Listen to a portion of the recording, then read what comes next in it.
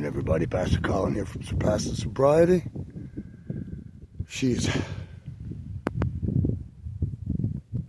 breathtaking this morning, just up here in my thin place. Gym is closed this morning, so much for 24 hours. Guys, I was talking to... Well, I gotta show you this first, man. This is breathtaking.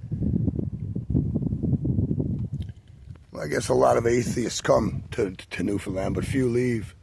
So I was talking to a friend last night, and then I said to her, one day I'll tell you how it ended for me. And it got me to thinking, I was so busy being Pastor Colin lately with YouTube and Facebook and the Reels and the da-da-da-da-da and every other thing that I'm trying to catch this for you. And I remember the morning it ended for me. I was 40 years. Now, I wasn't 40 years chasing this thing. I was 40 years trying to get sober. From the first time I drank was the first time I tried to get sober, because I won't say so out of respect for family and the small community that I grew up in, but for a lot of years I couldn't heal it. I couldn't fix it. The further I'd get from a drink, the sicker I'd get. There was something inside of me that was all that worked, and for a long time it saved me until it didn't. And but I knew right off the bat from the first day this was going to be a problem. And I remember the morning.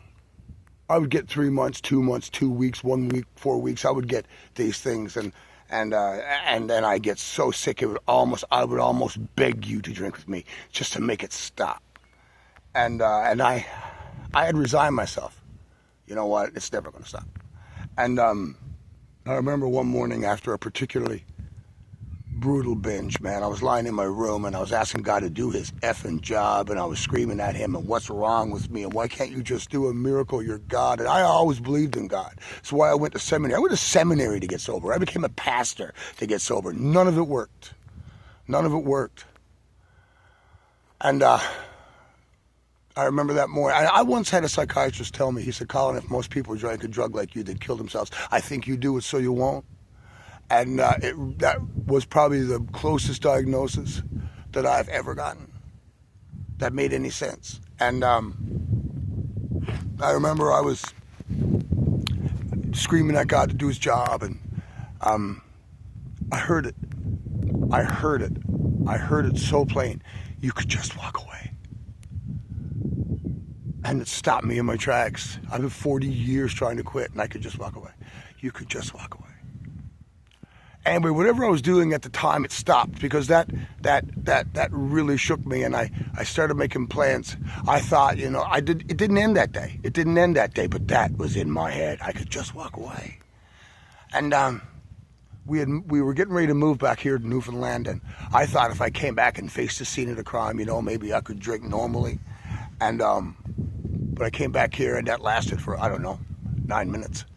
And it just got worse. And I remember Christmas came, and I had prepared. So I had been sober 2 or 3 months, and preparing for Christmas. And on Tibbs Eve, which was a holiday we have down here, I picked up a 6-pack, and the binge went right into Christmas Eve. And I didn't ruin Christmas. I wasn't partying through Christmas, but I fucked it up, And I said, never again, never again, never again. And within New Year's, I had done it again. And I woke up New Year's morning, and I heard it again, but I was sober. But I heard it. You could just walk away. So I went up to the kitchen table. Everyone scoffed at me. No one believed me. And I wrote down 1 to 90 on a piece of paper, and I said, God, you got 90 days. Which at the time was not a cool prayer, by the way. I don't recommend that. And I don't think I was talking to him. I think I was more or less talking to me. If I will do this for 90 days, but I will do everything in my power to find you, and I will do everything in my power to get sober, not just stop. I will do everything else as well, and I'll do it for 90 days. But after that, if that doesn't work, this life for me is over. I'm done. I'm too tired. I can't fight it anymore. I couldn't fill the hole.